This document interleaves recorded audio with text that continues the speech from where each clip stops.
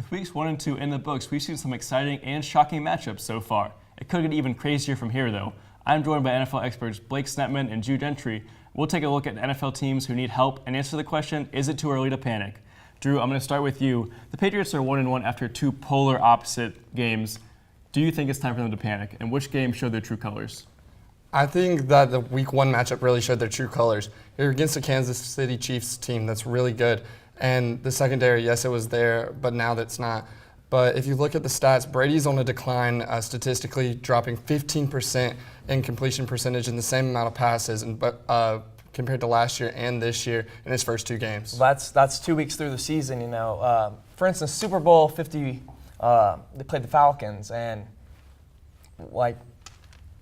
it's the Falcons. And 28-3, that's all you hear about forever. I was at that game, and the Falcons now are Patriots fans all over are saying 28-3. Right.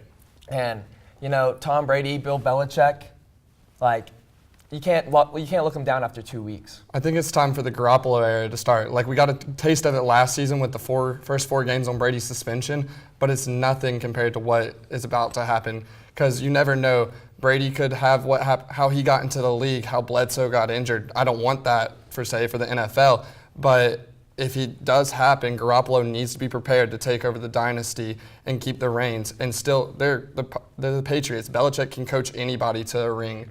Well, I'm saying, right now, the Patriots, until Tom Brady and Bill Belichick really, slow down, they've played with all these kinds of weapons. Chris Hogan, former lacrosse player, he now is a starter on the Patriots.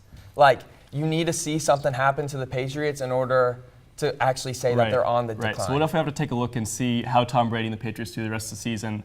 Blake, I'm going to start with you for this one. The Cardinals have lost David Johnson for the foreseeable future, and they need to pull all this up just to beat the Colts, who didn't have Andrew Luck, and they're struggling, obviously. Should the Cardinals be worried about a team's potential decline? I really don't think they should, actually. Bruce Arians in 2012 replaced Chuck Pagano when he was diagnosed with cancer. The year before, they went 2-14, and he brought the team to a phenomenal record. And really, there's nothing really to worry about. Just because they lost their best player, they still have Carson Palmer, an NFL All-Pro player. They have a stellar defense, Patrick Peterson, Tyrann Mathieu. They have a great leader in Larry Fitzgerald on that offense. I don't really see anything to worry about. Their division is still weak. Yeah, their division's really weak. You got a toss-up for three teams. Nobody's really worried about the 49ers in that division, let's be honest. But that whole division is on the decline, in my opinion.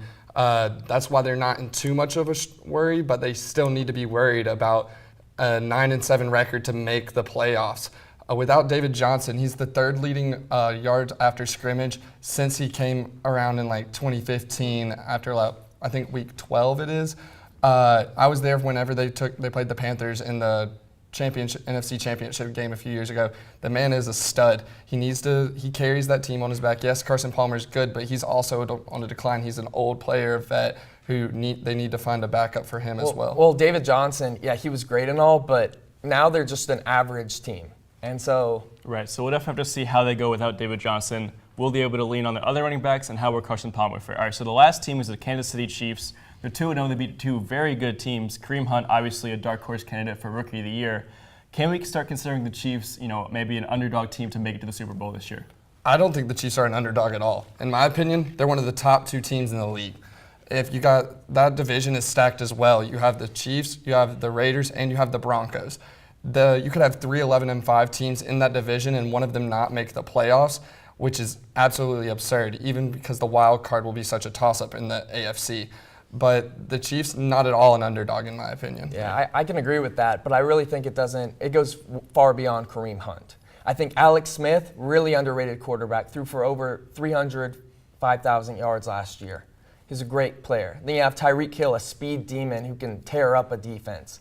You got Travis Kelce. He's the hurdle man last week, went all over defenses, can do whatever, block, a leader on the team. It goes beyond Kareem Hunt. Yeah, I agree with that completely. Alex Smith is a great quarterback. Kareem Hunt, stud running back who also gets to play, who also can go outside of the backfield and catch a pass and spread out the defense along with Hill. it's just an unstoppable offense. Along with their solid defense they have going, the front seven is ridiculous. Yeah. With head coach Andy Reid, like his history in the NFL is phenomenal. They did, in fact, though, lose Eric Berry, which was a key loss. Right. Great leader on and off the field, amazing story. But they have players like Justin Houston, Marcus Peters. I really see there's a lot of upside in that team this year. Right, so obviously they have the weapons on offense, they have the talent on defense. We'll just have to see how they go through the rest of the year. Well, these teams keep on fighting for playoff spots. Andrew returns with our boxing experts to discuss the fallout of Alvarez Triple G fight. Stay tuned.